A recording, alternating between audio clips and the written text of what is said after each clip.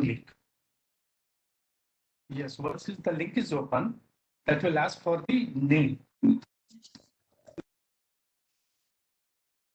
Please go ahead, ma'am. We are live now. Yeah. Yeah. Good morning, everybody. I am Uma S. Nair, Regional Director, ASSOCHAM Southern Region. Welcome you all for the GST e-invoicing process and guidance towards constructive strategy way forward. GST e-invoicing is a rapidly expanding technology, and today's business model are evolving gradually from conventional paper-based system to digital processing. Electronic invoicing is a best practice followed internationally by various tax administrations, and several countries have adopted electronic invoicing as part of their national digitization program. Since opting for e-invoicing procedure by the business entities, it helps us in the cost saving, efficiency gains. Many private businesses are turning themselves to e-invoice. Thus, digital transformation is no longer just an option, but an eventuality. But at this pandemic, we see that the technology is very important for the MSMEs and the small organization. Quite a lot of awareness programs are also being done by every association to see that MSME has to adapt to the technology and digitization, because as the way forward, the pandemic is going to exist in this. It's going to be the future. So MSME has to adopt to the technology, and especially when Government of India is giving more stress on the digital transformation. In fact, in every meeting and every webinar, ASSOCHAM has been conveying that, and also doing a lot of awareness program to MSME to ensure that they also adapt to the digitization. So this program is very important. I request all the participants, if any questions, try to post it on the column where you can post the question, so that at the end of the program we can ask our honorable speakers. So I will not take much of time. I would like to welcome all the speakers. I take the pleasure in welcoming Honorable Shri DP Nagendra Kumar, who is IRS Principal Chief Commissioner of Central Tax Karnataka Zone. Welcome, sir. Welcome for the program. And I also take the pleasure in welcoming Shri B.V. Murli Krishna, who is Additional Commissioner, Commercial Tax Department, E-Governance, Government of Karnataka. And apart from that, I extend the gratitude in welcoming Shri Ravi Raghavan, who is the chairperson for the taxation for ASSOCHAM Southern Region, who is also the senior partner and moderator for the day, from Lakshmi Kumaran and Sridharan. And also I take the pleasure in welcoming Mr. Arvind, who is Associate Vice President and also co-chair for the Taxation Committee, ASSOCHAM Southern Region from Tally Solution.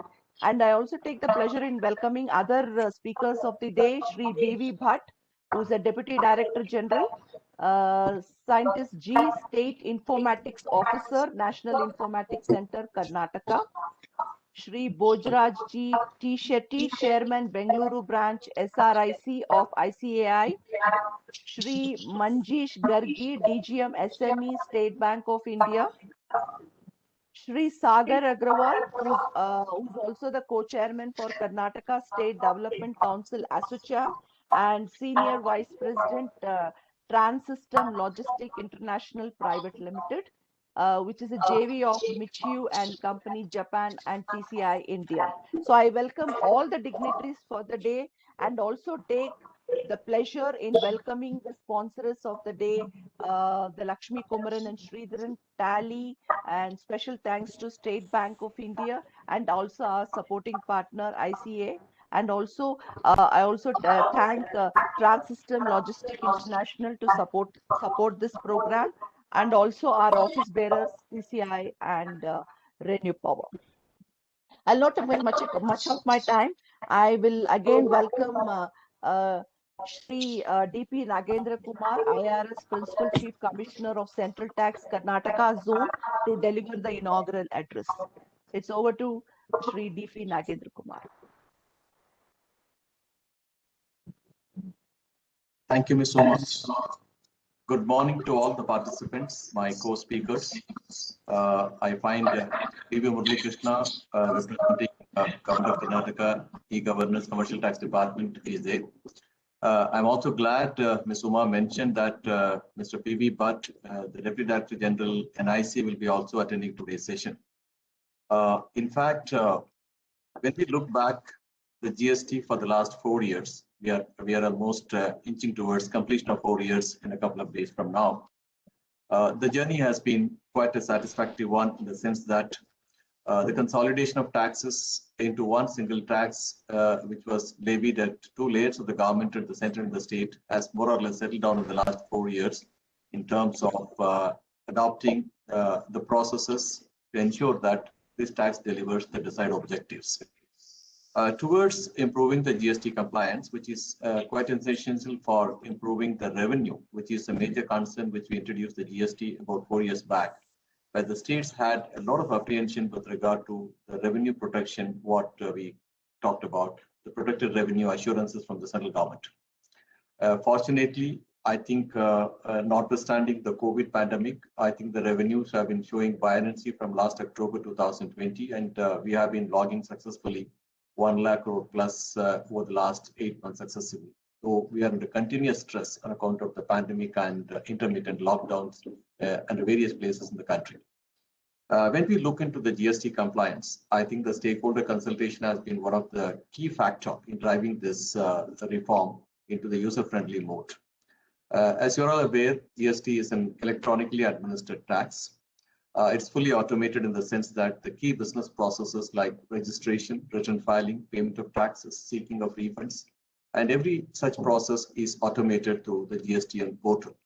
The GSTN network, which had faced initial glitches in the initial period of rollout, has more or less stabilized in terms of not only ensuring that all the processes are automated, but also the lot of changes which has been brought in close to over 43 GST Council meetings, which had sometimes far-reaching changes into the basic contours of the GST process.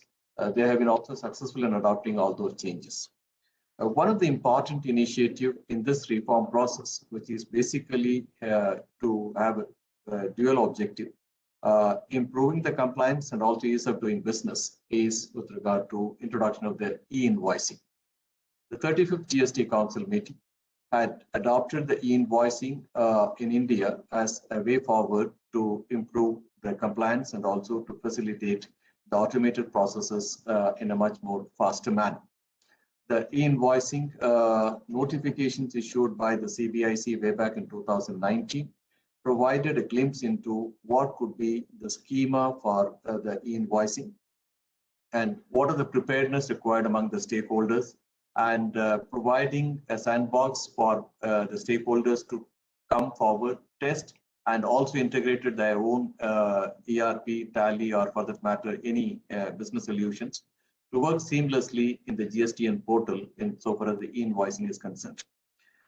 Those experiments in terms of the stakeholder consultation, coupled with the vigorous process by which the NIC worked very hard. Of course, the e-governance of Karnataka government should also be complemented for providing some sort of a touchstone for them to have validated many of the processes, which could ultimately result in a flawless rollout of the e-invoicing in the country. Now, when we talk about e-invoicing, basically, we are looking at a B2B transaction as of now. The B2C transaction is yet to come. There are challenges for that. But as of now, the government started in a gradual manner, looking into the comfort zones of the taxpayers in different segments. It was introduced in October 2020 with 500 crore turnover. The turnover, when we talked about any of the turnover in any financial year from 2017-18, if any taxpayer has exceeded more than 500 crore, they were automatically migrated to the invoicing, and they were mandated under Rule 48.4 to issue the invoice through an invoice reference portal with a unique reference number. That turnover was brought down to 100 crores effective from 1st January 2021. Looking at the success of the first 3 months and also the lessons learned, I think the government was very confident that, and also the taxpayers were also equally confident in adopting this path-breaking reforms. and adopting this from 1st January 2021. Effective from 1st April 2021, the turnover has been further slashed to 50 crores and above. Now, we are looking at a substantial number of tax payers falling into this e-invoicing regime. Now, while at one end, the invoice matching, the ITC matching in terms of the B2B transaction, which is the heart of the GST, is by and large is going to be very effectively addressed by the invoicing, and that's a gain for the government. The e-invoicing also has a great relief in terms of reducing the cost of compliance to the taxpayers because of its interoperability. When I say interoperability, the e-invoicing provides a seamless interaction with the ERP business solutions vis-a-vis the GST portal through either a direct API, or it could be through the GSP, or it could be through the offline utility. You name the mode by which you want to connect with the GSTN portal, insofar as the invoicing is concerned, the government has come forward and provided an easy to operate a business solution to the stakeholders. Now, effectively, what we are looking at in the e-invoicing today, the benefits are already started flowing. The e-invoicing is basically will provide the top type of data entry errors. It also minimizes the mismatch errors. And also it provides some sort of an auto population of the outward supply details into the GSTR1. And also thereby it provides an auto population of the ITC to the respective recipient. While the GSTN has been successfully auto populating the details from this year, it has gained more robustness from April 2021. Now, when we talk about auto population, it comparatively eases the compliance burden in terms of reporting at the transaction level to the GSTN in terms of the return filing, because it's a pre-populated return available taxpayer to be verified and validated. A word of caution here is that the auto-populated return will have to be verified with regard to the correctness of the credit availed, with regard to the various restrictions provided under the GST Act, and also the reversals, etc., before utilization is concerned. But the auto-population comes quite handy in terms of ensuring that a recipient taxpayer is aware about his vendor's behavior in terms of GST compliance, and also calibrate the requirements in terms of entitlements allowed under GST law. Going forward, I think we are looking at the GST e-invoicing to be taken to the universal population. That would be our ultimate goal. But to cover the B2B transaction itself, when we are touching the MSME sector, effective from 1st April 2021, we are very carefully looking at exactly how the adoption is happening in the larger taxpayer population. The experience what we gain here would go a long way in also ensuring that in the second phase of this e-invoicing, whether we could introduce to the B2C transactions as well, and if so, with what threshold and what type should be the exclusions, inclusions, etc. In the B2B transaction, the exclusion provided are very minimalistic, and those are really being taken into account, keeping the unique sectoral requirements like what we have done with regard to the GTA, or for the banking and financial, or for that matter, with regard to the government departments, etc., etc. The QR code, the dynamic QR code, which is also going to be made mandatory in the B2C transactions, which is already embedded into the e-invoicing and B2B, is also a solution in terms of ensuring the process integrity and also the documentary discipline. We consider e-invoicing could be a great leveler in terms of also plugging the loopholes in the revenue leakage. Participants of today's seminar must be aware that both the central and the state tax departments have been taking a number of steps to curb the ill effects of the fake invoicing and circular transaction, etc. The invoicing provides a reasonable solution in addressing those concerns without being intrusive. In the sense that the businesses will find the benefits of invoicing in terms of not only meeting the GST compliance, but also looking into the payments and also the inventory management, etc., because the standards adopted with the Indian invoicing platform, NIC, which is now the sole IRP, is meeting those international requirements, including the PayPal standards. I only compliment Assocham for organizing this workshop at this time, because we are into 3 months since we introduced to the MSME sector the invoicing. There may be concern, there may be issues, there may be issues which require clarification.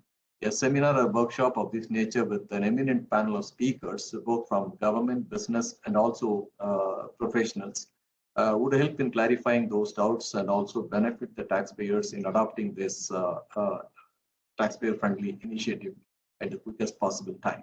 We, on the part of government, would look upon to the active support of the taxpayers in encouraging this invoicing system, which would be a win-win solution for all of us. With these introductory remarks, I conclude, and I wish today's seminar all success. And we would certainly look forward to important points emerging out of today's workshop as a policy feedback to us, so that we could escalate to the GST policy wing and thereby taking further to the GST Council, should there be any issues which require concerns and resolution. Thank you, Ms. Uma. Thank you, participants, and that's what from my side. Wish you all the best. Thank you. Thank you, sir. Thank you very much. It was indeed a very effective speech from you. Yeah, as you rightly mentioned, e-invoicing enables the real-time tracking of invoices, and I think it is definitely at this pandemic time benefiting the smaller industries, and also especially from the taxation perspective. And it is one of the leading. It is leading to the unified and automated system of GST filing. It's a thank you, sir. Thank you very much. And now I would like to invite Shri B.V. Murali Krishna, Additional Commissioner, Commercial Tax Department, E-Governance from Government of Karnataka. In meanwhile, I appeal to the participant. Any comments, any suggestions, or any questions you have, kindly put it in the question box so that we can ask to the speakers. So it is over to Shri B.V. Murali Krishna. Thank you, madam. Thank you for Association organization and all the panelists. And I should thank Mr. Nagendra Kumar, Principal Commissioner, CBSE Karnataka. And I should thank the Association people to giving an opportunity. And I'm representing the government of Karnataka. In fact, my Commissioner Shekhar should have attended this particular theme address. Incidentally, he has delegated to me to attend and to address this particular meeting. And here I would like to say, as Nagendra Kumar said, invoicing is a level play, is a game changer, as he said. And if you look at the invoicing implementation from 1/10/2020, but we have to go back towards our Karnataka, where actually we started introducing this digitization information right from 2010 onwards itself. But we took a very big leap during 2014, particularly this kind of aspect of uploading of purchase and sales statements in Karnataka, and we could able to achieve that compliance, which led to the modeling of GST, written module of GST 1 and GST 2, like outward supply, inward supply. And for some reasons, inward supply uploading has taken a backseat, and you're all aware of it. And only outward supply GST 1 is being uploaded. And further, the 3B as a ledger data, still it is being uploaded. Still, there will be a lot of mismatch between the GST 1 and GST 3B, like comparing between apples and oranges, which I always say. So that for have a granularity of the data, for transparency and accountability, and the end result will be the e-invoicing for all the transactions. As of now, it is only for B2B transactions, only business to business and business to government, wherever the registration numbers are there. And whereas if you look at it, unless until we take care of the e-invoicing concept for even for the B2C transactions, it is not a 100%, it's not a 360-degree profile altogether. It takes time. As I know, as of now, it's from 1/10/2020 when we started with 500 crore turnover. From January is 100 crore turnover, and from April onwards more than 50 crore turnover, aggregate turnover business taxpayers. They have to upload these particular details, and already we have covered more than 55 crores of invoices been captured, whereas less number of population B2B, whereas the invoices generated is runs more than 55 to 60 lakhs. There are what I mean to say, out of 125 crore of 130 crore of business taxpayers, it's already 1/3 of taxpayers receiving the invoices. So that one should make a note of it. Already 1/3 of the taxpayers are receiving the invoices, but only they cannot download the data still now because it is not enabled. only you can see the people who have supplied the invoices. So this is the status of pair of invoicing, which has brought, as Sir said, we can auto-populate the GST1 itself. The reason is that GST1 is nothing but invoice details captured as an outward supply details, which once the invoice is generated electronically through the government portal, which is authenticated with the QR code and the IRN number, which is already embedded, it will be an authenticated document of the state, means the government, which can be auto-populate the data to the GST1. Means to say, this is to upload one side the GST1. So the compliance cost are going to be reduced. See, if you look at the journey, as Sir said, from the last 4 years, we have traveled from the uploading of the GST3B and the GST1 from 1/7/2017, and somewhere in 1/4/2018 we migrated to the e-way bill data. See, which is those taxpayers having consignment more than 50,000 rupees, they have to generate a e-way bill. So the digitization started in 1/4/2018 for movement of goods, particularly consignment shipments. See, if even if that e-Sugam or whatever that is e-way bill, what actually we call, it is once again a progeny started in Karnataka way back in 2010. Now it has been pan-India. It's more than 180 crore taxpayers have been generated 180 crore of e-way bill have been generated as of now in e-way bill portal.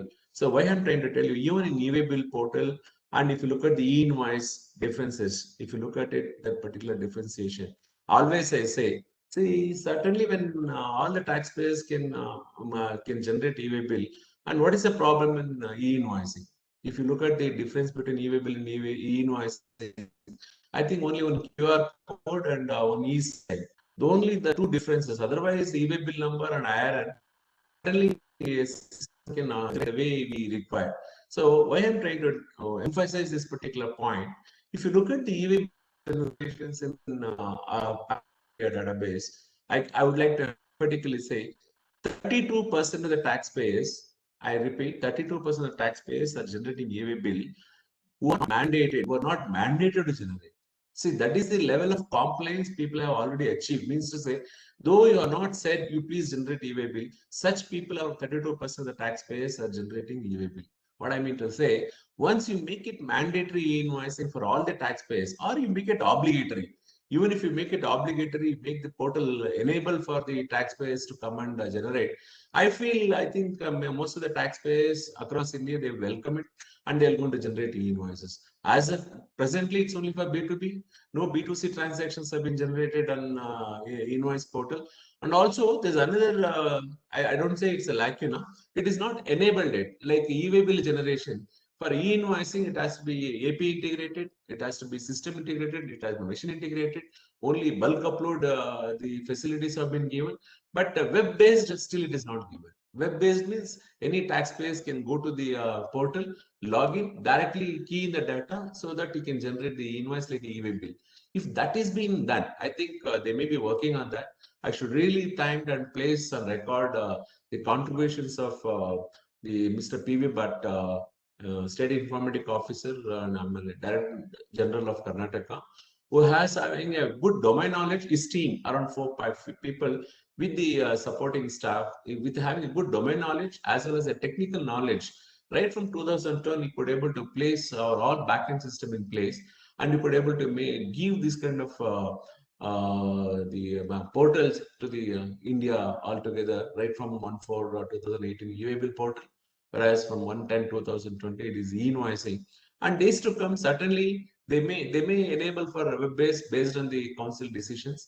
Once it is done, I think it will be every taxpayer can generate this particular invoicing. Once this is done, I concur with Mr. Anil Kumar sir what he said. Finally, I think we can done away with this GST3B and 2A auto population and all that, because the core activity of the whole GST is on the input tax rate mechanism, the whole core activity. So when this input tax rate is a core activity, I think once the invoice to invoice matching happens, all the parameters happens. So it's a unidirectional flow. Once the supplier uploads the invoices, unidirectional flow, then the buyers the recipients can download the data, they can match the informations, and there'll be more transparency. I think many of the business people may think, why so much of compliance is there? My dear friends, if you look at the past of the previous tax regime and the present regime, the compliances are coming to reduce day by day. There could be some hitches and glitches in the technical the portals and all that. I think that days to come, if you look back 4 years back and the present, I don't think we have a lot of such issues in e-invoicing or e-way bill portal. So certainly it has taken so much forward. And further, you to make it more popularized and make it compliant level, the associations like ASSOCHAM and any other association played a vital role, and see that to take it to a loss like, and people could able to adopt this particular kind of technology. Otherwise, I don't think the we could have achieved this kind of a success. And also this, as sir said, the invoicing has brought the tax compliance. If you look at the in the somewhere in the month of April, we could able to reach 1,41,000 crores of collections in the history of the tax collections of GST. Even from 1/4/2018, if you look at it, before e-way bill and after e-way bill, before e-invoicing, after e-invoicing, there is a leap jump.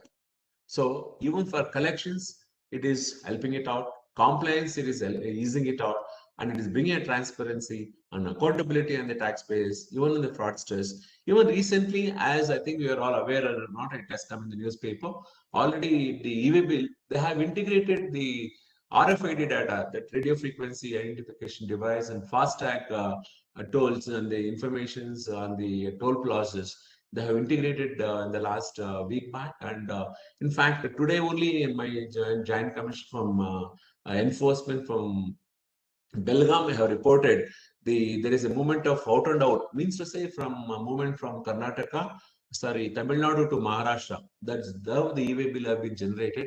Whereas looking at the portal and the system, the RFID data with the vehicle informations, the vehicle has moved only in Karnataka. I'm trying to tell, the fraudsters, they are shown it as out and out, whereas the real-time movement only happens in Karnataka.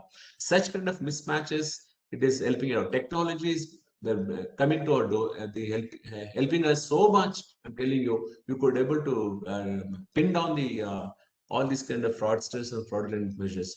So digitizations, certainly it is helping us so much, and it is minimizing the evasions and also increasing compliances.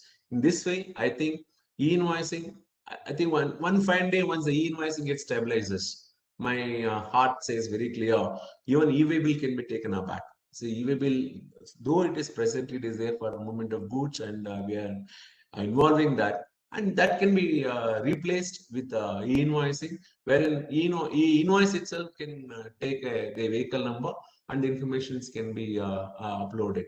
Means to say, if you look at the growth of the e-governance in Karnataka or in pan-India, right from 2010, like being CBSE in Karnataka and other states, it has stabilized so much. And it has stabilized, and it is bringing so much of transparency. And the need of the hour is we have to adapt technology. Without adapting technology, there is no looking further forward. With these few thought process, and it will going to help us in the audit trail as the discussion of the topics finally. And trial of audit trail means right from the supplier till the recipients and the manufacturers, retailers, and any person in the supply chain. Everybody can be tracked seamlessly. And finally, as I said, finally to conclude, e-invoicing is the ultimate, I would like to say. Once if it comes in place for all the transactions, right now it's only B2B and B2G, and some exemptions are there. Even those things should be taken off by giving a easy mode of uploading and all that. And for B2C transactions, if you give them web-based, that's what my thought process, web-based data uploading, and making it's not making mandatory, because already after the taxpayers have learned uploading the data. If we give a concession saying that, okay, we invoice is enough, e-way bill will going to withdraw, certainly all the e-way bill people are going to come into the invoicing platform, and they're going to generate, because Say, what is the big difference between e-way bill and e-way bill? It has only a QR code, as I said, iron is not there, and the vehicle number is not there. Once those things are integrated into the e-invoicing, particularly e-way bill adoption, I think once we give the kind of socks to the taxpayers, they'll start adapting e-invoicing in a larger scale. Once that comes into the place, and most of the complaints will come into reduce, it helps ease of doing business. Already, the government of the India ranking and 190 nations, around 63 ranking in 2001 doing business report. By days to come, I'm telling you, once this particular compliance level has been factored in, I think my gut feeling says in 21 report, if it, I think should come from somewhere in June, July, now it should come. It may be factored somewhere around 35, 50, somewhere I feel, because it is reducing compliance level. That's what my heart says. With these few words, which is helping in the ease of doing business, helping in compliance, increasing collections, and e-invoicing is a great game changer. Finally, thank you for all the association members to give an opportunity to address you people. Thank you very much. Thank you, sir. Thank you very much.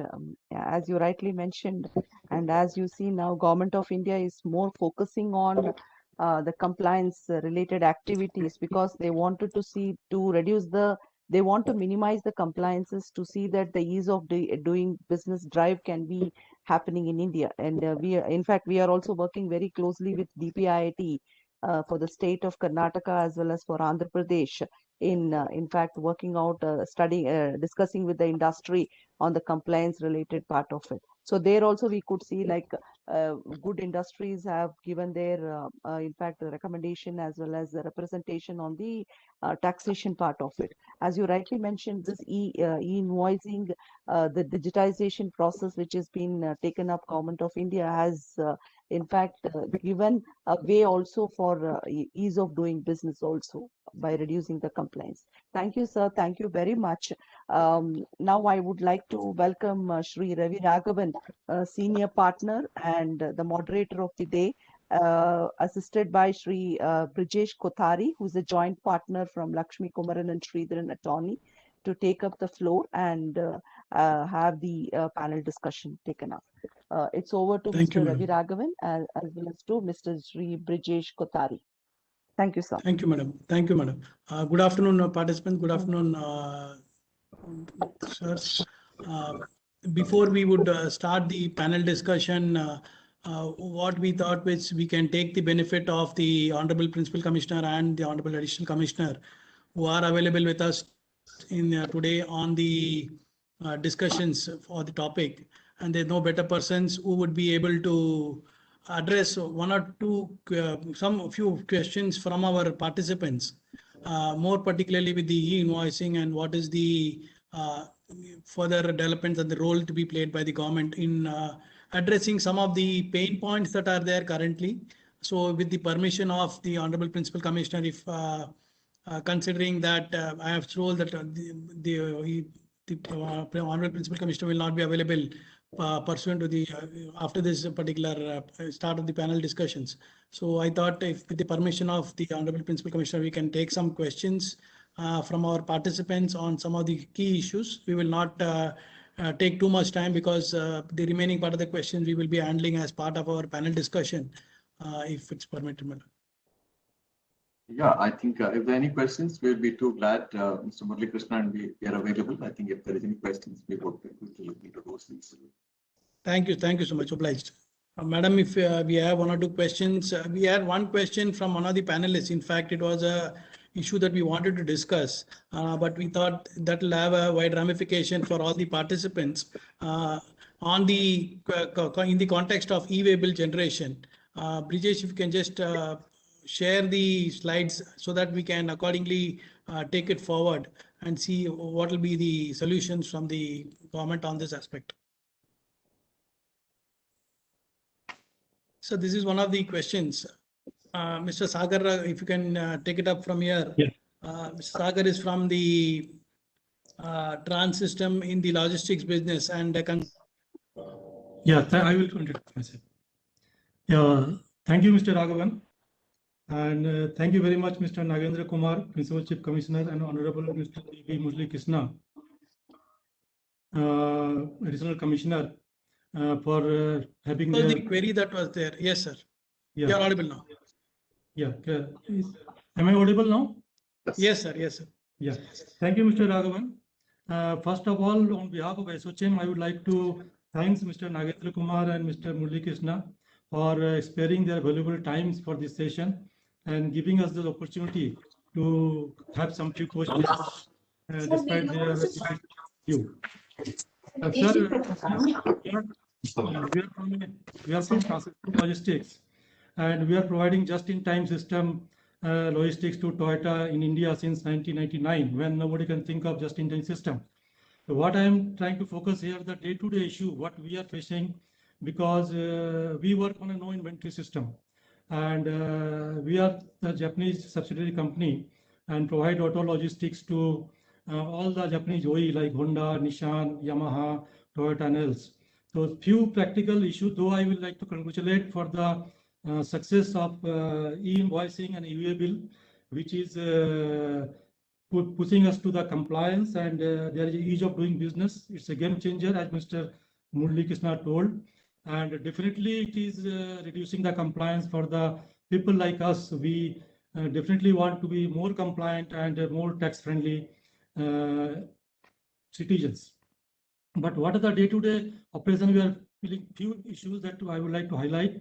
Sir, in the first slide, please. First slide. Yeah, it is already, first slide is already visible. Before that. Yeah, this one. So what happened now when we generate the e-way bill, that lead time that is considered based on the PIN code and the transit time that is shown in the e-way bill portal. But if you see that this is for a big transportation like car carrier, we do, like say from Bangalore to Goa, when we go, it's not 630 kilometer, which is shown in the e-way bill, but it is around 1061 kilometer, in which the car carrier kind of trucks, which are 18.75 meter long and 4.75 meter height, can move.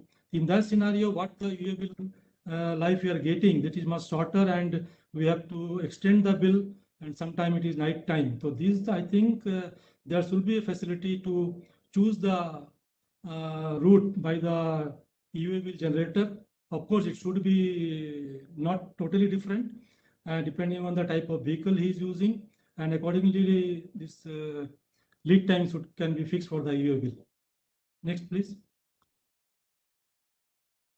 Sir, in this, what will be the government's view, or is there a possibility that we will have an option given for the person generating the e-way bill to increase the number of days or the kilometers, which will correspondingly increase the number? These are some specific problems that we have in typical routes where the shortest route is not taken. Invariably, the longer route is taken, and the to avoid the extension of the e-way bill, sir. Request my colleague, Mr. Murali Krishna, to add. From my point of view, I think what the problem what has been posed by Mr. Sagar is quite appreciated. But what NIC has been doing for a period of time, the e-way bill implementation is almost close to 3.5 years now. The point-to-point PIN code mapping and the distance travel as a measure for keeping the e-way bill alive, and also the facility for extension has been primarily designed keeping in mind curbing of evasion and malpractices. That's the approach by which we are looking at a reasonable time. Over-dimensional cargo vehicles, OD, we have a different set of yardsticks. The normal transport vehicles, we have a different measure. Car carrier, obviously, yes, as Mr. Sagar said, carries bulk cargo. Very huge cargo, which is in a rack. We would certainly look into, and I think probably would request Trans-System Logistics to raise it in the one of the meetings, maybe the GRC. We are planning to hold in a 15 days time. The idea is that if a particular sector or a segment is facing a particular difficulty, you had asked about an option, a route which can be selected other than what the NIC portal presumes. I think that I would request Mr. Murali Krishna, and later you can also. But on the genuine business need, I think certainly I would request Trans-System Logistics to make out a case for them as to what could be the advantages. But at the same time, please do remember that while we design a workflow or a process, we need to keep the larger population in mind. It could be not customized to a specific individual sector. But given that constraint, how best we can work on a solution, I think we would be too glad to associate and then see what best recommendation we can give from Karnataka. Over to Murali Krishna. Sir, thank you, sir. Just to add on to this particular point, it's your observations is well noted, and there should be. I think that the pin-to-pin identification for that has been taken quite recently in this particular. That's why this particular information is available in with the route in which they have to go means. I think, as you said, they can raise our grievances committee, and certainly we can pinpoint this particular information, and we can see to that we can set it right. I think, on personal note, I can discuss when I see Mr. P.V. Bhatt, who is a good friend of mine. I can discuss with him. Let us see how best it can be sorted out. Meanwhile, as a policy, as an information level, from the grievances also, we can look into that issue. That should not be matters. Yeah. Thank you so much, Mr. Nagendra Kumar, for. Sir, one thing to add to this particular suggestion that was given, will the RFID tracking, will that solve this particular issue to some extent, considering that it will be the responsibility of the logistics provider to give the route if he is given the option to select and he takes a longer route because of various conveniences. Then will the RFID system that is going to be implemented, will it take care, sir? And so that if there are people, sir. Mr. Ravi Raghavan, already RFID, it has been integrated, it is in place already. It's not, there's nothing to be future forecast. I think this system RFID integration, I think they may take out this particular pin-to-pin location. I think that can be replaced. Correct. Yeah. Correct. What I was pointing out is, wherever we are. wanted this issue to be raised because before we had on a pin-to-pin mapping, we had one distance by understanding. Now RFID integration happened somewhere in the beginning of this year.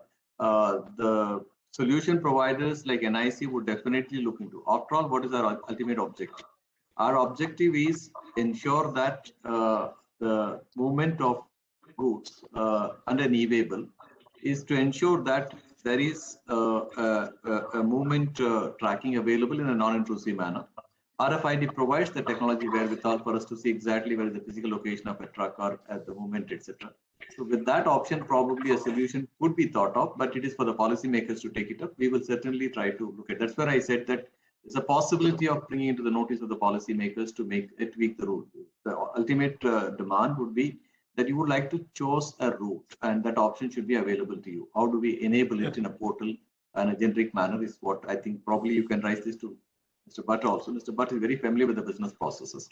Probably if there is a technology solution provided with the policy direction, we need to look at that. We will definitely look at it. Thank you, sir. Thank you, sir. It will help all the complete automobile industry and its logistic providers, because this is not only a problem for us. It is for all the automobile industry who are dispatching car from their plant to different dealers all over India. My next point is, sir, without wasting time, that this penalty and tax, when the EU will have some clerical mistakes like it expired by oversight or could not be expended or minor truck numbers and all, this penalty is just to the extent of 68%, sir. And we are being in a just-in-time system. We cannot hold the inventory to resolve the issue en route. Because the production will be stopped, and in that case we have to move by paying the penalty or taxation, which is 68% of the material value. And post that also there is no much solution, as we go to appeal, but first appeal, if it is rejected, still there is no tribunal, appellate tribunal is constituted in Karnataka. So my request is there that if there is a small clerical mistakes, if other documents are in order for materials, for carriers, and if the SSCs are regular compliant and MNC kind of things, then some relaxations would be given by having some token penalty, not to the extent of 68%. So can we have some? Yeah, I think what the point you are raising is that you want the officer at the inspection point to have a discretion to reduce or minimize the penalty. As you're all aware that I think we are into more of a system-driven, non-discretionary mode of decision-making. one of the reasons why the best judgment assessment the officer does on this part of inspection is with regard to the correctness of the document. Now, today you look at what exactly the part A and part B of the e-way bill. Part A is a part of your invoice. So obviously, before movement of the goods, you would have definitely has priced an invoice, and the invoice reference number is a part of the part A. So there can't be any mistake on that. It can't be, right? And certainly on part B, I think we have given the option either to the consignor or the consignee or the transporter to enter the details on that. Now, issues could be coming where I think probably one truck has, I think, a breakdown and another vehicle reloading and all happens. I think online 24/7, the service is provided in updating those information or extensions. No manual intervention is there, no manual discretion. We would like our officers who are working on this routine physical checks to be as objective as possible and as quick in decision making. On the quantum of penalty, perhaps you can express your grievance. We could take it up with the government, but certainly I think over a period of time, the way Dr. Murali Krishna mentioned about a couple of minutes ago, with regard to the persons trying to game the system, we would like at least what is the percentage of our inspection. You can see that in the e-way bill portal of the NIC. It's not even 1%. In fact, it's less than 0.5% inspections. And again, the amount of inspections which resulted in imposition of penalty or some sort of a detention of vehicles, if you look at it, is a very, very minuscule part of it. Now, only thing is that what I would advise, you're all completely system driven. You also engage your fleet of transport in a very scientific manner with the GPS tracking and all those documentation happening on the computer online with mobile apps, etc., etc. I would suggest that probably, I think, as we move forward, I think we need to work towards a system where it is non-discretionary, because we are used to the comfort of a discretionary thing, but we know what exactly the price we have to pay for the discretionary era. We are moving into a non-discretionary, a system-driven, an auto-prompted thing. Yes, the issue what you have raised with regard to an appellate proceedings, you are to be getting justice, because on the spot, perhaps between the consignor and the consignee is not available readily and the documents are not easily reachable. There are documents issued in a transparent manner by the officer who is issuing the MOV1 or MOV2, etc. But certainly, I think an appellate forum should give you all the explanations as to why such something happened. We would expect our appellate authorities to be more judicious and fair. We have been also constantly educating our officers insofar as grievances are concerned. We do get across many of the grievances in the social media. We also get into our Seva Kendras and also on redressal portals. We have certainly developed. We would like to have our appellate authorities look at the matters in a more judicious manner. But with regard to quantum of penalty, and then I would only say that it's in the government jurisdiction. It would not be possible for us to take up a case to say that the penalty in so-and-so case could be looked upon and reduced, etc. But yes, in the GST law, there is a general indication with regard to other penalties. The fact that those mistakes are very, very negligible and not of material would be a factor which would be relevant for imposing penalty. Those are discretionary penalties, but these are all mandated penalties where there are no discretion left with. We would definitely look at, and I appreciate the point, but I think I would request my colleague Murali Krishna to respond, because the state government has been doing a lot of planned interventions and checks, because they do have a lot of input coming in. It's not that it's a physical checkpost. A lot of intelligence-driven interceptions happen, and perhaps they have a much hands-on experience in this area. Murali would like to add anything that you have said? Yes, sir. Just I would like to add, sir. I went through this particular slide. I can make it out. And day in, day out, we'll get this kind of issues to flag to us for the redressal. What I would like to mention in this particular, as you said, it is all technology driven. And I insist the SOCM or the taxpayer committee at large to train those people who are generating e-bill properly. I always mention in any sessions in this particular, because human error leads to a lot of issues, sir. This is one thing. They should train their people properly to that particular activity. The next thing is that any such kind of a minor omissions like truck number, because already there is a events, the grievance, the availability on the portal itself. Day in, day out, I'll get the EVP 04. It flagged to me, being a nodal officer of the state. I'll get that information. We'll come in contact with those particular people and we'll go to redress. So technologically, grievance also is there. You people can raise and redress. And another thing, you please educate your transporters or the person in charge who is carrying the documentations. If any such error, instead of conveying to you people after 2 or 3 days, ask them to flag immediately to you, and you see to that you flag if that particular concerned officer doesn't listen to you. Next, there is a joint commission level, next additional commission level like me. Certainly we intervene, we'll solve this. These issues, as I have seen, we are trying to resolve as much as possible, which has come to our knowledge. Beyond, if it goes, once the demand is booked and all that, there's a levy. And I think, as sir said, there is a one circular given by the council itself, the tax TRU. Whenever any minor mistakes or minor errors are there, there'll be levy of 2,000 or 5,000, 10,000 within that section 122. That can be managed. Not 120 and 130, that cannot be, but for any minor mistakes, so the around 78 errors are there, which can be handled. That should not be a problem, sir. Yeah, thank you, sir. Our request is only that minor errors should be considered, and since this is not frequent, definitely we are giving the complete training and all. This is never frequent, but redressal measure like tribunal, any coming in, any guide schedule is there for sir? Or appellate tribunal to Ravi Raghavan will be in a better position to answer that question, I think so. Right.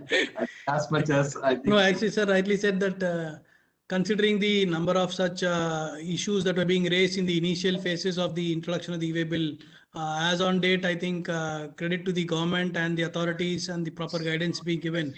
The number of such issues are very minimal and very few cases, and we find that there are actually genuine cases where such issues are being raised by the department. I think it's considerably reduced, sir. In fact, we have been watching this, and though the tribunal is yet to be constituted, but the number of such cases for minor mistakes is very less, and officers are quite cooperative and understanding in once all the corresponding contemporaneous documents are shown to show the payment of tax. I think there is not much of an issue. Thank you. I think due to shortage of time, I think the other queries, I mean, issues are not so big. I will forward it separately to the concerned authority. Thank you so much. Thank you. Thank you, Ms. Uma. Thank you, Mr. Ravi Raghavan and Mr. Sagar. Thank you. Thank you so much, sir. Thank you. Thank you.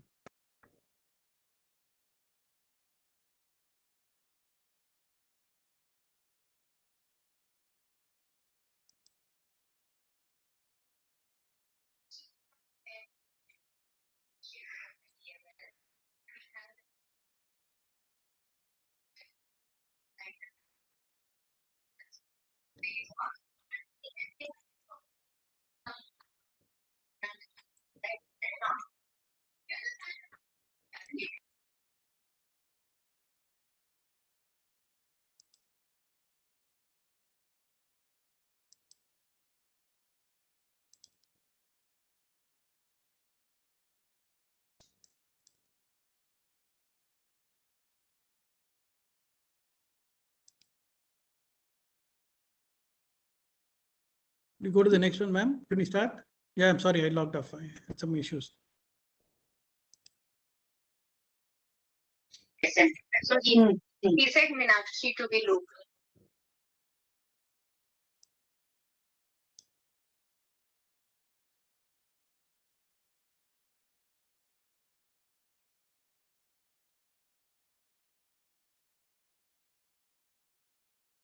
Mr. Ravi? Yeah, ma'am, I'm audible. Am I audible? Yeah, you're audible. Yeah, you're audible. Yeah. Yeah, I think you Okay. can take up the session further, right? Yeah, yeah. Okay. Thank you. Thank you, sirs, for the for addressing these issues. We will handle the panel discussion and take it forward. Brijesh, if you can just please share your screen and the. Sir, I'll leave the rights to share. Yeah, I just got it. I'll share the screen.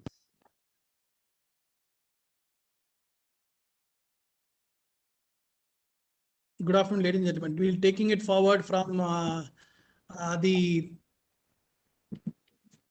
discussions with the Honorable Principal Commissioner and the Additional Commissioner, Mr. Murali Krishna, who gave us a very clear insight. And what is the role of this e-invoicing? What is the intention of the government? and how it benefits the assessees in the long run. And once the systems are in place, this will enable the auto population and will definitely help in ease of business. As part of the panel today, for the discussion, we have esteemed panelists who are from different fields, starting with Mr. Manjeesh Gargi from SBI, who would be briefly discussing about the banking issues in the banking industry. Mr. Sagar Agarwal, Mr. Bojraj Shetty, and Mr. Arvind. I am supported by my colleague Brijesh. We would briefly touch upon the basic concepts of this e-invoicing, not to take too much time into the greater details, most of which have been covered. The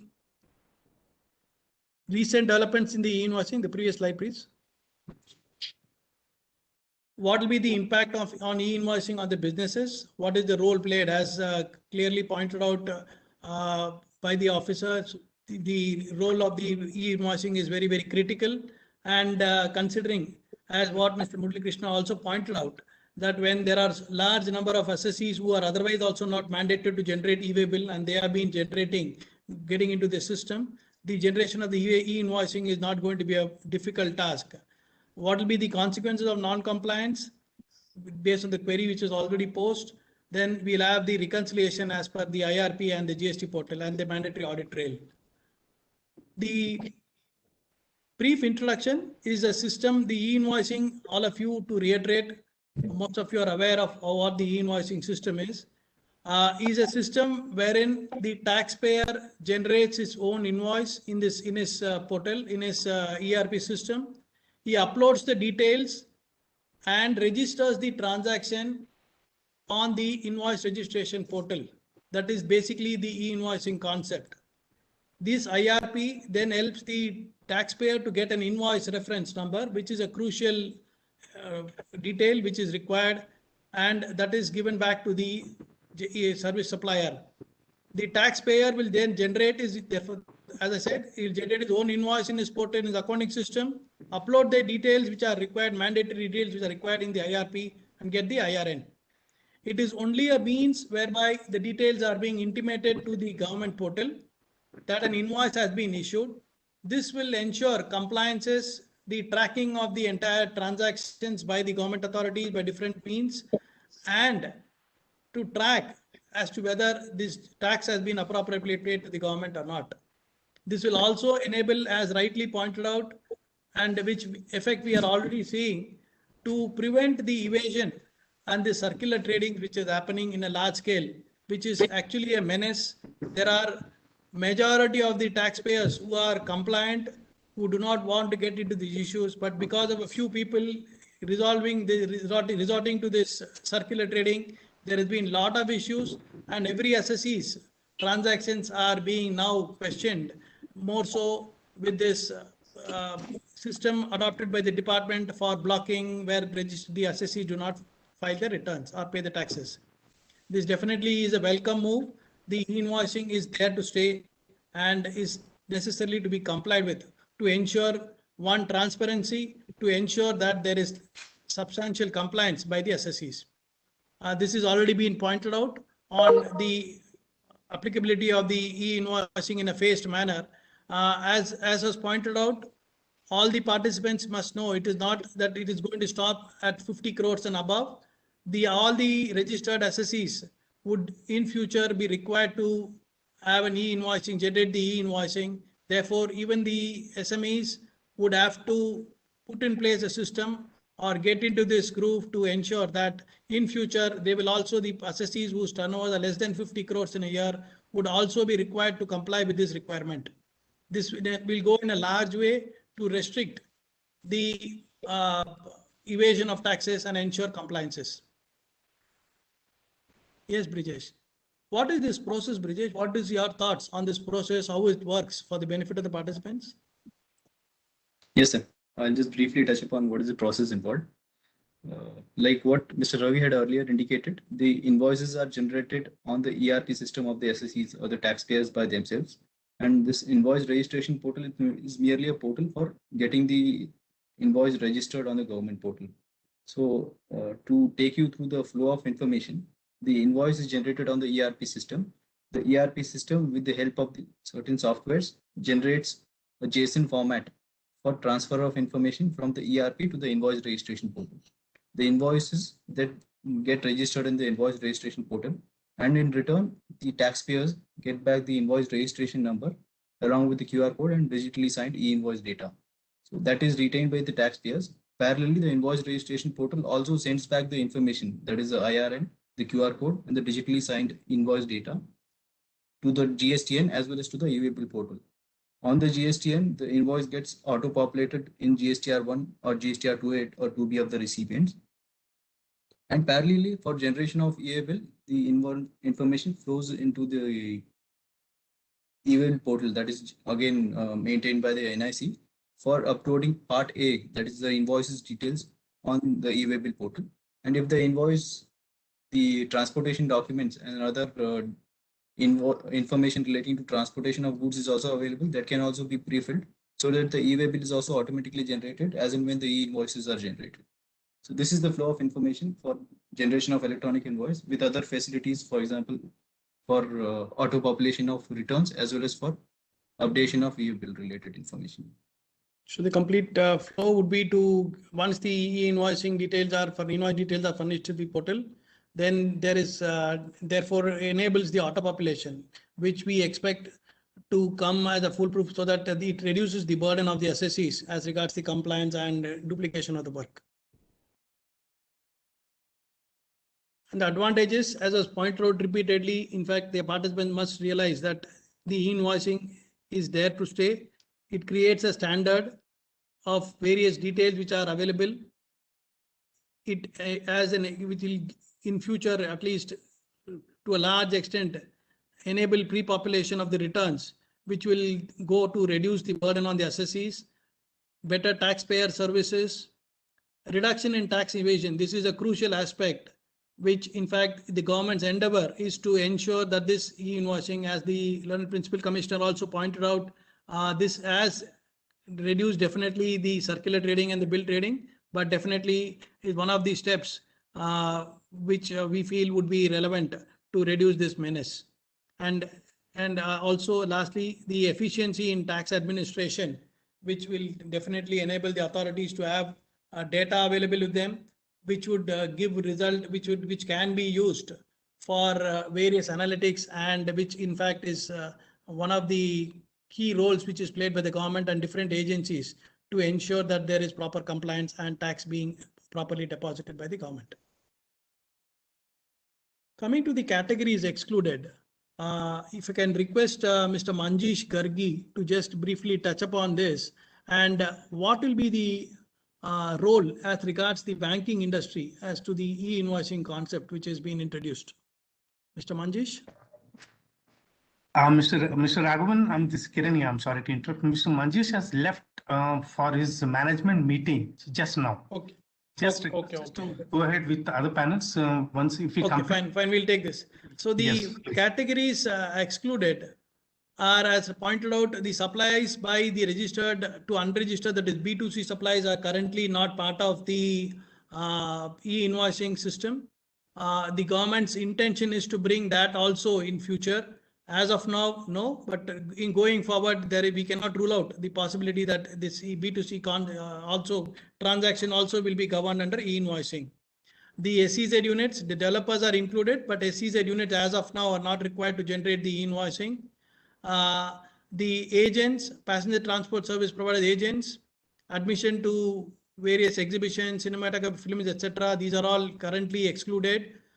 Insurers, banking and other financial companies also currently are excluded considering the large volume of transactions.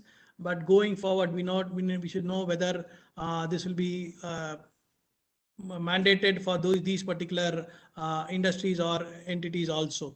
Similarly for GTA service provider. Mr. Murali Krishna, if you are there, if you could just briefly touch upon whether some of these categories would be coming forward, will be introduced in future, sir.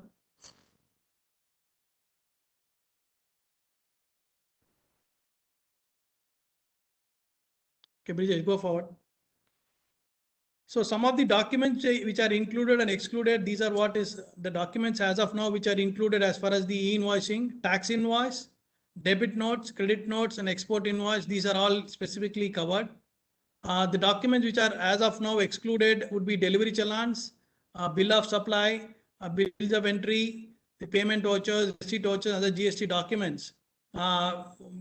We expect that most of these documents where at least especially where there's movement of goods which are happening, the delivery challans, etc., to be covered in future, but as of now it is excluded.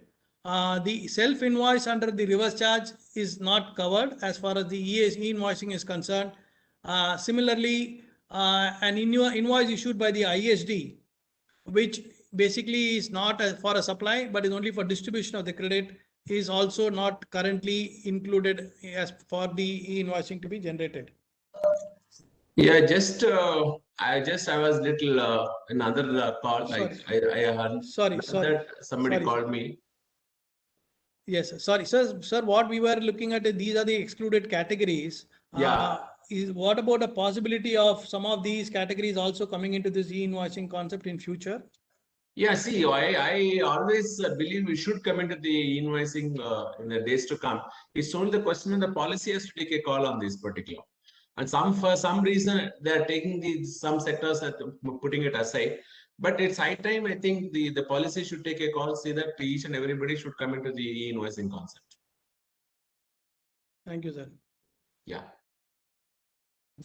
Yeah, going forward, Brijesh, if you can just touch upon this on the power of cancellation or amendment or expiry of the invoicing, because Sure, sir.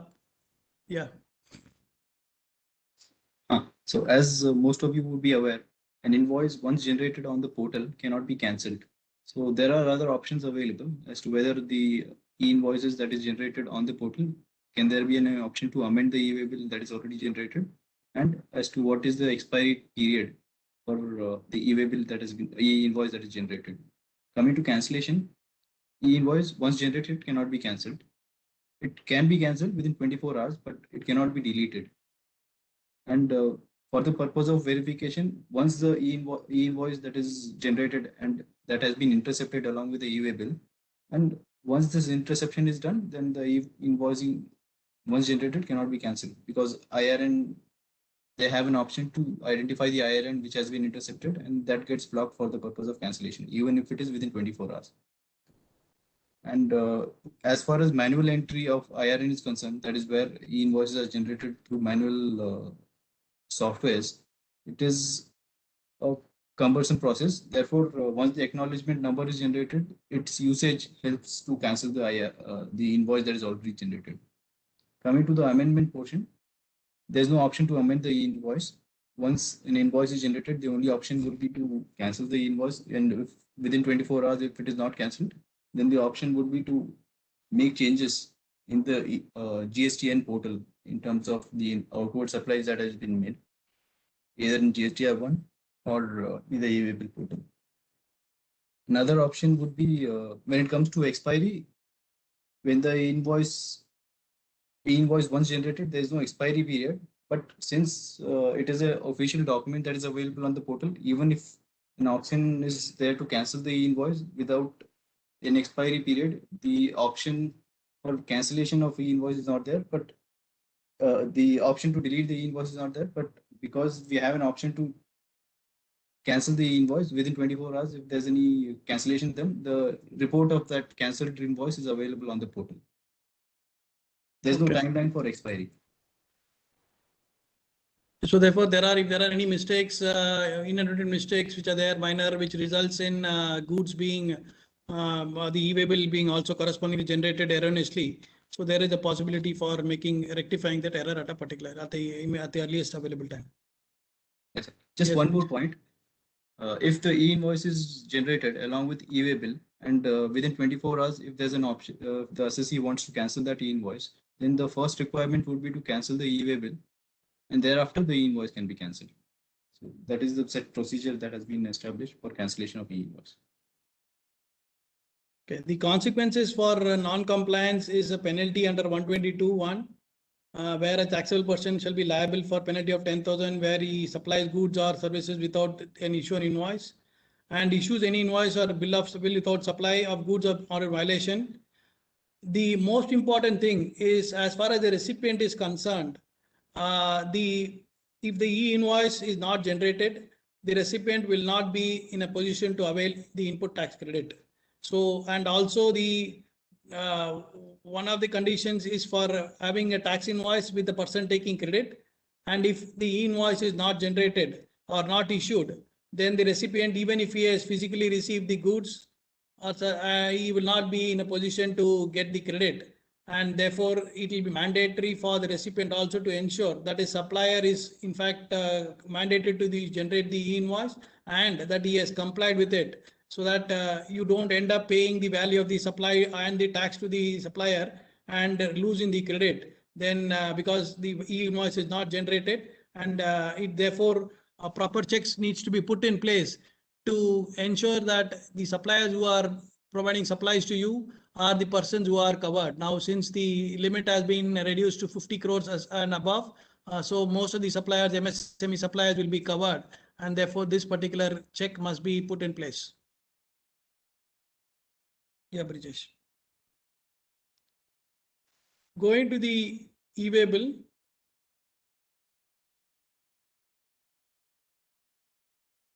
There has been a recent amendment, which I will just touch upon this amendment, which has allowed the compliant taxpayers to generate an e-way bill for inward supply, even where they have not furnished the returns for 2 consecutive periods. This again is a beneficial amendment which has recently been issued, which will enable a person who has not filed his returns to generate e-way bills for his inward supplies. Though there is a restriction on generating e-way bills for outward supplies. So this is for ease of doing business, is a recent amendment which has come in. We thought we'll just briefly touch upon this and take it forward. Yeah, Brijesh, if you want to take this on the integration of the RFID with the e-way bill and the role to be played. Sure, sir. Or we can have Mr. Sagar Agarwal to discuss on this, and considering his business line and also the need for this e-way bill. Mr. Sagar. Yeah, thank you, Mr. Raghavan. I think it's a very good move, considering that what Mr. Murali Krishnan also explained, how the vehicle is going to different locations, but declaration is different. I think technical part is that I think Brijesh more detail can explain that legal part on this. Okay. So recently, another important change that has come on this RFID. Yeah, Brijesh, please take it up. Now the RFID that is available on each of the motor vehicles, particularly the commercial vehicle, which has been made mandatory, there is a integration between RFID facility and the e-way bill facility. So once the e-way bill is generated, there is an option for integration of the e-way bill related data into the RFID that is installed on the commercial vehicle. And as vehicle passes through certain checkposts where the RFID tag reader scans the information on the RFID, it also collects the detail that is uploaded on the RFID with respect to the e-way bill related details, which in turn gives the details of the invoices that is generated for movement of the goods in that commercial vehicle. So now the e-way bill that is generated gets tracked as to where the movement is taking place from location A to location B, and whether it is in the route that is set up for the purpose of movement of goods from the supplier to the recipient. As shall I make small technical addition in this particular aspect? Definitely. Yes, sir, basically, please. RFID integration is a concept. The RFID, the vehicle will have the FASTag or the RFID details. So once that particular vehicle number is having RFID FASTag details, once it passes to the toll plaza, that the toll plaza captures for the payment to be made. Okay, that particular, when the amount is getting detected, the data goes to the National Payment Corporation of India, NPCI. So the vehicle detail which is passing, the data will go to the NPCA. The data then it is pulled by the NIC. Say NIC, once it pulls the NIC, that data, the NIC integrates with the e-way bill data because the vehicle number, there's a part B on that particular vehicle number, e-way bill. And the RFID the vehicle has passed by paying that particular cash got detected, which is having that vehicle number, that is getting integrated. That is the technical way of doing this. Not the e-way bill data gets connected to that. Once the system takes the RFID data, NIC pulls the data, then that integrates into the e-way bill. And that's why we could able to get all these kind of reports. So which toll it has moved because that linked to the particular vehicle number. This is what I thought of. Yeah. Let me add to this. Okay, yeah, Bridget, the next slide I think covers this aspect. This is what you are indicating, sir. See, that is not, see, end of the day, whatever the data, whatever the reports we can generate, it is all based on the vehicle movement data, which is captured to the National Payment Corporation of India. And the NIC integrates the data to the e-way bill data. That's how the reports can be generated in whatever the manner it is required. Correct. So therefore, this shows the importance also and also the requirement for compliance and giving of correct information or transparency so that as you rightly pointed out, there is already a case which has been detected where the vehicle is supposed to move from Tamil Nadu to Maharashtra and was within the state of Karnataka only. So this will prevent all those mischiefs in future to a large extent. Yes. Annual returns, who better to discuss on this annual return than Mr. Shetty? Sir, can you please take it up from here? Yes, sir. Thank you, Mr. Ravi Give your Raghavan. insights on this. Yes, sir. Am I audible now? Yes, Am I sir. audible? Yes, sir, you are audible. Yeah, thank you, Mr. Ravi Raghavan, and thanks to Assocham for this opportunity. Or whatever views I'm expressing is my personal views. It is nothing to do with the ICA. So, in the budget 2021, the finance minister omitted the section 35(5) of the CGT Act, and this audit under GST from the professionals, say chartered accountants or cost accountants, is no more required. It becomes a self-certification from the taxpayer. I personally feel it is a very good move because so far over the years, professionals are stuck in this compliance. I personally feel this compliance never added any value to the business people. It is more of a post-mortem job. Why we did that? Because it's a low-hanging fruit. So all the professionals used to take up this tax compliance work, and it was a necessity. Compliance is costly, but non-compliance was fatal. Now everywhere across globe, it is not in India, things are changing. Everything is automation is happening. So this automation started in Europe and America in 2014 itself. And even in Asia Pacific, Singapore, Australia, New Zealand started in 2019. The e-invoicing started in India in 2020, and many more countries are coming in that line. It is across globe phenomena. As our commissioner rightly mentioned, government wants to make the system not system-driven tax collection. The very intention is ease of doing business and curbing tax evasion is possible in this system-driven thing. Everyone appreciates. We, the professionals, definitely appreciate this kind of movement from the government. It is definitely adds value to across the chain. Dealers or the taxpayers enjoys by doing honest business. At the same time, professionals, we are trained to do beyond this compliance. We all these years, good number of professionals did this compliance job because just it's a low hanging fruit. But we are equipped to do the value addition to the business taxpayers. That is possible henceforth. We already training, the ICI is trained. In fact, all of us in all many areas of value addition to the business people. In that value addition, business growth happens. By compliance, only the compliance cost That is how all the viewed by the taxpayers also. But without that, they couldn't survive. That was the reason it continued over the years.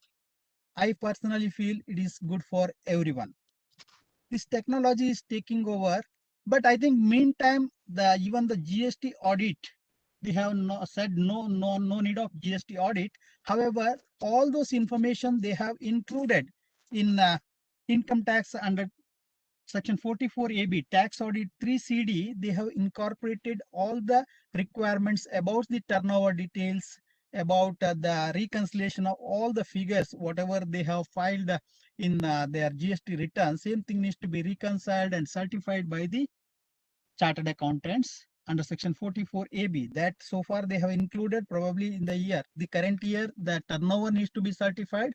In the assessment year 22-23 onwards, so the total expenditure needs to be certified along with the expenditure pertains to registered entities, non-registered entities, exempt goods and services towards the composition scheme and towards other registered entities. It means the whole reconciliation has to come out from the certified by the chartered accountant. That requirement they have already incorporated in 3CD report, and but they postponed it to next financial year. So in that regard, I think they have not done away with that, but I am sure that this system is taking over all those things. All this technology is taking over routine things that has to be, and we the professionals needs to continue to focus value addition to a business people. That is actually is happening. We also promote that. We definitely, all the professionals, whether chartered accountant, cost accountant, or company secretaries, everyone enjoys that, and definitely we can add value to the business and help the business to grow. And whatever the dream of our government to make it 5 trillion or 10 trillion is possible in this way. So removing all this compliance burden from the taxpayers and going forward with the business growth, that definitely helps across the board. And but there are many other issues also along with this technology. If the tax audit is not there, however, the system audit needs to be done across the board. That is not going away. That is another opportunity available in a different angle. The audit requirement will be there. May not be the financial records audit, but in many other audits will remain continue. And that system audit, one such thing, it is badly needed across. I think RBI and SEBI and many other agencies already made it mandatory. And ICIS even decade ago itself helped our members to acquire that knowledge through a certification course called Diploma in Information System Audit. It is more than a decade now we started, and all are equipped to do that, provide that services, because once the digitization happens across the board, see this automation will take over all these routine things. It is not only this audit or finance or any other, several things will go away. So only the value addition will remain. That I think is the good for everyone. So in that, then. Thank you, sir. In fact, Yeah, what you are saying is there is more onus on the SSEs, one, and two is that definitely the records will be checked and compliances is required to be done by the. Yes. Yes. So doing away with this audit by the chartered accountants or the professionals would therefore not have an impact, and they will definitely result in more compliance. More compliance, yes. That's what I personally feel. Thank you. Thank you. Thank you. Thank you, sir. Thank you so much. Yeah, the next topic that we would touch is upon the making of the audit trail mandatory. As Mr. Murali Krishna also pointed out about the requirement of this audit trail, may I now request Mr. Arvind to enlighten the participants on this aspect, and what are the challenges as regards the audit trail, and what is it that is required to be done by the companies in this regard. Thank you, sir. Thanks a lot. And first, sir, good afternoon, Shri Murali Krishna, and to all the senior panelists and the friend experts on the chat. So definitely this is an off topic, like it's a trailer of audit trial in the GST movie, but definitely this trailer is a blockbuster movie trailer. And I found it difficult to put this topic into this discussion because it is not of anybody's importance as of now. But nevertheless, I quickly in the next 4 or 5 minutes would like to table few points which not dealt properly will definitely create a lot of confusion in the business segment, which did happen when this was launched. So quickly, in the interest of people who may not be aware of it, what is that I'm talking is mandatory audit trail software for companies which are registered under the Companies Act LCA. A lot of SMEs are there, millions of companies are definitely there. So what does this mean? That every transaction entered, every transaction altered, every transaction deleted has to be tracked and kept in a system so that the government can look into it. And basically, the point is all about to ensure evasion or misinterpretation of information is taken out. So this is the purpose. And I've been in this industry for quite some time. I was very surprised when the regulators imposed something like this on 26th of March to ensure that this becomes live from 1st of April. So the country was given a time of 6 days to get their entire system into a framework of mandatory audit trail. To me, it was a big shock. It is my personal opinion. To me, it was a very big shock. And I would like to thank ASSOCHAM Delhi for listening to us. As we being a member of ASSOCHAM, they listened to us, they understood our point, and actually they were one of the very key flag bearers who went to the MCA, put this point across and got it extended by a year. So I would like to table an heartfelt thanks from all of us at Tally to get this right thing happen to this country. So that is a part. So basically the point is there was a gazette which passed an information or a rule that audit trail should be mandatory for businesses. So this is the foundation in which I want to take the next few points, very simple slides. So basically it was an extremely short notice. And I spoke to some of my accountant friends, business friends, they were clueless. They said, I have no idea, I'm not going to do it. Let me undergo whatever torture the government was to give of not doing this, but I have no clue. And a couple of my friends, accountants, who even wanted to resign their job. I'm not trying to make it a joke, but this was the fact which we could understand on the ground. So they had no clue. They said, I cannot continue this work. I'm going to let go of this work. So this was one of the subjects. So now coming to the challenge, it is fairly understandable here. Like this enforcement really triggered a lot of panic among the businessmen when they let go their hopes, saying that let it happen, let us see, God will take care of it. So how can an enforcement, how can a regulation come to a business and the businessman says, I will leave it to God. So this is one of the most dangerous situations which happened across all my discussions which had with the businesses. And why is Tally taking this? We have got around 2 million licenses sold officially, and a license can have more number of companies. So it will be few more millions of companies will be using it. And I want to make it very clear, sir, that the intention of Tally taking this topic is to ensure that the right thing comes in, not to take it out. So my point is the right way of managing purpose should come here, and this might not be the right purpose. We have to look into it again. So can I have the next slide, please? The next slide, please. Yeah. So, and the gadget says that they should have a software which has got a feature enabled for mandatory audit trail. And as you know, India has got more than 600 accounting softwares and many other systems people are using across. So how can somebody even understand what is mandatory? How can you get something into that as a feature? Maybe one or two softwares might say that they are having, but many softwares may not even have that. So who will wait for it? Is the software company saying that he is compliant on trail? Is the owner saying, or is the charter company saying, or is the officer saying? So nobody, it is like nobody's business is what that was used to happen if it was implemented during the April of 21st. So next slide is, yeah, this was the point which I wanted to say. Who on earth? I'm talking about logic, and I'm taking the boldness to make this statement, knowing the presence of Dr. B. Krishna, who's been a very coach-like person for me for many things. I took upon his guidance. So the point is, which software on earth can say that the database cannot be tampered? So this becomes a very sticky wicket for a software company also, because I will do everything saying that my software is safe, but that is to the level of my intelligence. Then the business owner has to own, saying that my transactions are audit trail proof. How can a businessman own that something which is not even aware of the software privacy and legacy and so on and so forth. When the CA has to sign it. So who is going to take this ownership when the logic very clearly says that a software cannot in life be tamper-proof? So we need to look into all these things before we take it forward. The next slide, sir. So yes, I want to submit over here. I'm just wanting to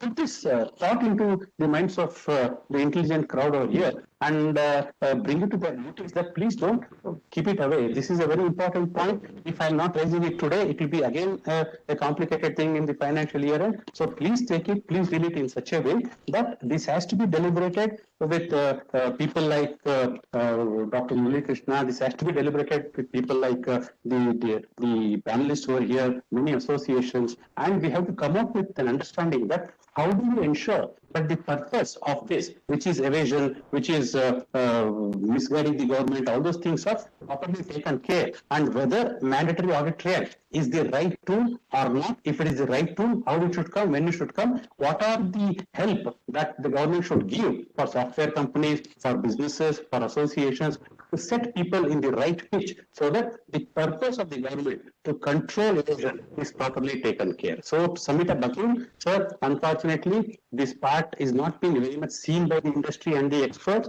My request is, this is a very important thing. If not dealt properly, this is going to hit the SMEs very badly. And it is like somebody shooting and the bullet is hitting somebody and the person is not dying. The bullet loses its meaning. Similarly, if a government puts a law and if it is not making anything to the businessman, then the government and law loses the meaning and the businessman will continue business because he is supposed to survive. So with this, I would like to conclude my session and I'm happy to take any questions in the group question answer session. Thanks for it, sir. Thank you, sir. So therefore, one is that trail is mandatory, as you are saying, and the other thing is that now the time for the businesses to one how this is in future, so maybe report the government in understanding how this is operate and what is the steps to be taken by the industry. That's what. Yes. Your voice is not clear, sir. No, not clear. Yes, yeah. Now, yeah, you're better audio, sir. Yeah, it is better now. Yes, sir. So the what you are saying is that therefore the business must have in mind that the audit trail is mandated, and that they need to take proper steps at this point of time and not wait till the year end, and maybe interact with the government on what is the requirement of the government and how do the businesses put in place a system to have a complete trail of the transactions that are happening. Exactly, sir. So I just want to improve on one point, sir. See, businesses are very too small individuals. An SME cannot do anything on it as of now. It is the duty first of trade bodies, likes of associations, to take it up with the authorities. Yes. Like associations will take it up. Yes. Very, very important. It is the duty of, I'm requesting Mr. B.T. Shetty, Chartered Accountant, to take this initiative with a great post which is holding. The next duty becomes the Chartered Accountants to ensure how it happens, because they are the people who are supposed to help. And then finally, it should go as a capsule to the SMEs, because as of now, they have no clue and neither they can understand, because it is out of their purview to do anything about it, sir. Yes, definitely ICI can help the associations and give them the feedback, what is expected by the government, how it can be implemented, all those things.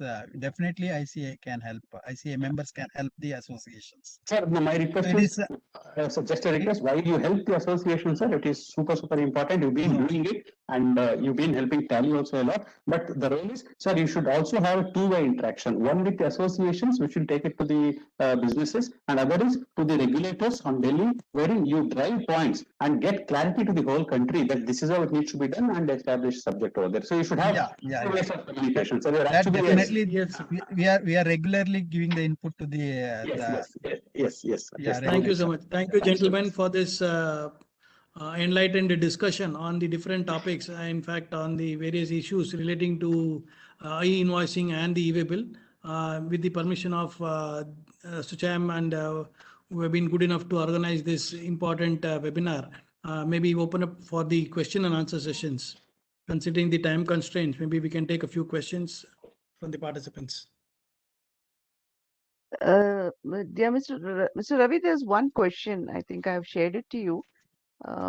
Yes, ma'am. Yeah, it is in fact come The from. first question of Mr. Sukhdev Biswal is about the sales invoices being wrongly reflected in the GSTR1. So I think that's maybe a technical error which should be taken care by the system, because invariably we have seen that wherever proper details are given, it is being properly reflected in the B2B section of the GSTR1, because that's what the intention of the government is. And because that will ultimately result in auto-population of the data in the GSTR 3B. So maybe one-off cases, but I think this should be resolved by the system which is put in place. There is also a question by Miss Lakshmi Ratna. Yeah. Yeah, I think I Yes, posted that question to you. Yes, One yes. second. Yeah, I think. Yeah, if have you, Mr.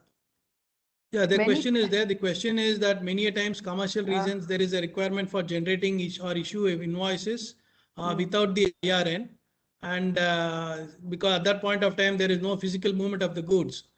Subsequently, there is a movement, and the IRN is generated at that point of time.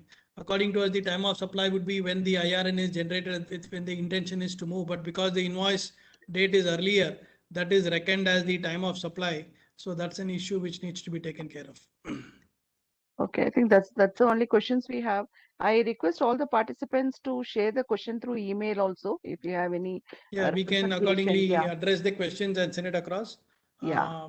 On behalf of the all the panelists, we would thank ASSOCHAM for this wonderful session, and Mr. Murali Krishna, who is still online with us, for giving his insights on the e-invoicing and the e-way bill, and what is the requirement of the government, which each of the participants are required to follow and ensure compliance. This will definitely help in ease of business, proper transparency and compliance going forward in this entire system. Thank you, Raghavan. Thank you, everybody. Thank you very much. Thank Thank you, you. everyone. Thank you, everybody. Madam, Thank you for all your yes, time. thank you. Thank you very much. Yeah. Thank you so much. Tell me, Mr. Thank you. Ravi. Yes, ma'am. Thank You can you. have Thank you, sir. the Thank you. close. Yes, thank you so much. Yeah. Thank you. On behalf of ASSOCHAM and all the sponsors, I would like to thank all the speakers for the day. It was a wonderful session, and I request all the participants, if you have any questions, you can share it to umayasnair@assocham.com. Okay. Thank you, everybody. Thank you for all your time. Thank you very much. Thank you so much. Thank you, gentlemen. Thank you, everyone. Thank you, ladies and gentlemen. Take care. Stay safe. Thank you.